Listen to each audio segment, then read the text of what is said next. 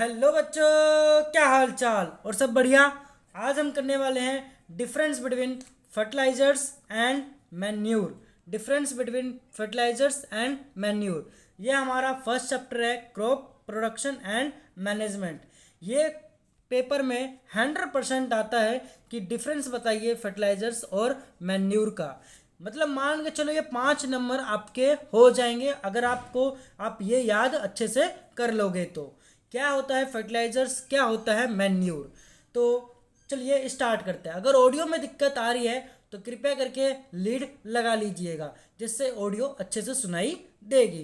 तो चलिए स्टार्ट करते हैं। फर्टिलाइजर्स एंड मैन्यूर, इनके डिफरेंस क्या है। सबसे पहला फर्टिलाइजर्स का पहला पॉइंट क्या है। Fertilisers is a man made inorganic salt. मतलब बच्चों यहाँ पर बोला गया है कि जो फर्टिलाइजर्स का मतलब हिंदी में क्या होता है, उर्वरक।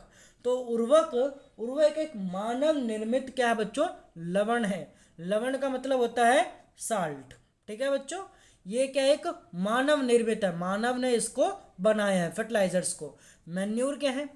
Manure is a natural manure is a natural substance obtained by the decomposition of cattle dung and plant residues। मतलब बच्चों खाद, मतलब ये जो मैन्यूर का मतलब क्या होता है, खाद। खाद एक प्राकृतिक पदार्थ है जो गोबर एवं पौधे के अवशेष के विघटन से प्राप्त होता है। जब जैसे कि कैटल डंग हो गया या प्लांट हो गया, जब वो डिकम्पोज हो जाते हैं तब हमारा क्या बन जाता है बच्चों, मैन्यूर बन जाता है। ये हमारा एक नेचुरल सब्सटेंस होता है। और ये फर्टिलाइजर्स हमारा मैन मेड मतलब केमिकल सब्सटेंसेस होता है ये। तो आगे देखो सेकंड पॉइंट फर्टिलाइजर्स का। Fertilisers is prepared in factories. और जो उर्वरक है, उर्वरक कहाँ उत्पादन करा जाता है, फैक्ट्रीज में उत्पादन करा जाता है। प्रोड्यूस कहाँ होता है बच्चों, फैक्ट्रीज में। अगला मैन्यूर का। Manure can be prepared in the field. खाद खेतों में बनाई जा सकती है। थर्ड पॉइंट फर्टिलाइजर्स का। Fertilisers does not provide any humus to the soil. उर्वरक क्या होता है, उर्वरक से मिट्टी को हुमस प्राप्त नहीं होती है, हुमस प्राप्त नहीं होती है। Manure provides a lot of humus to the soil.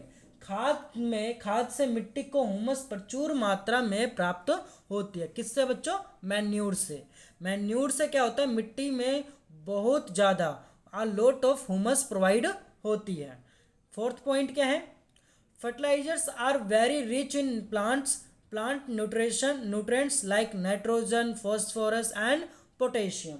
जो उर्वरक में पादप पोषक, मतलब जो प्लांट्स होते हैं उनमें पोषण कौन कौन सा होता है, जैसे कि नाइट्रोजन हो गया, फॉस्फोरस और पोटेशियम हो गया। ठीक है बच्चों, ये सारे उस फर्टिलाइजर्स में पाए जाते हैं। प्लांट की रिचमेंट में बढ़ाते हैं, ये प्लांट की रीच बढ़ाते हैं। वेरी इंपॉर्टेंट है ये भी, बट ये ज़्यादा इंपॉर्टेंट नहीं है। ज़्यादा इंपॉर्टेंट क्या है बच्चों, मैन्यूर है। अगर आपने फर्टिलाइजर्स आपके खेत में लगाया, फसल में लगाया, तो आपकी जो मिट्टी होगी, वो मिट्टी की जो वो क्या कहते हैं उसको, फर्टिलिटी होगी, वो बिल्कुल ही ख़त्म हो जाएगी।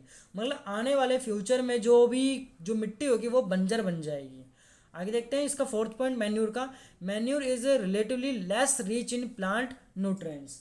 अब खाद में पादक पोषक तुलनात्मक रूप से कम होते हैं, इसमें कम होते हैं, इसमें ज़्यादा पाए जाते हैं। ठीक है बच्चों, तो मेनली हमने देखा कि अब ये क्या है, इसमें फर्टिलाइजर्स क्या करता है, इसमें पानी मतलब जो वाटर होल्डिंग कैपेसिटी नहीं होती है। मैन्यूर में वाटर होल्डिंग कैपेसिटी होती है। ठीक है बच्चों, इसमें सॉइल पोरस नहीं हो पाता, गैस एक्सचेंज बिकम इजी नहीं हो पाता, इसमें हो पाता है। मैन्यूर में जो सॉइल है वो सॉइल पोरस होता है और exchange of gases become easy, इसमें इजीली गैस एक्सचेंज हो जाती है सॉइल से। अब इसमें क्या है, ये फर्टिलाइजर्स में मैं वो जो फ्रेंडली मैक्रोब्स होते हैं इसमें कम पाए जाते हैं, इसमें मैन्यूर में ज़्यादा पाए जाते हैं। इसके अलावा 4 पॉइंट्स के अलावा ये सब भी आप लिख सकते हो। इसका टेक्सचर, सॉइल का टेक्सचर इम्प्रूव नहीं होता, मैन्यूर का टेक्सचर इम्प्रूव होता है। तो आई होप आपको फर्टिलाइजर्स एंड मैन्यूर के डिफरेंस अच्छे से समझ में आ गए हैं। अगर आप ये अच्छे से याद कर लोगे तो पेपर में आपको अच्छे से 5 नंबर मिल जाएंगे। कोई भी टीचर आपके 5 नंबर नहीं काटेगा। आई होप आपको समझ में आ गया हो। और हाँ, आपको ये याद करना है, पेपर के लिए ये बहुत ही इम्पोर्टेंट है। आई होप आपको समझ में आया होगा। आज की वीडियो के लिए बस इतना ही। धन्यवाद।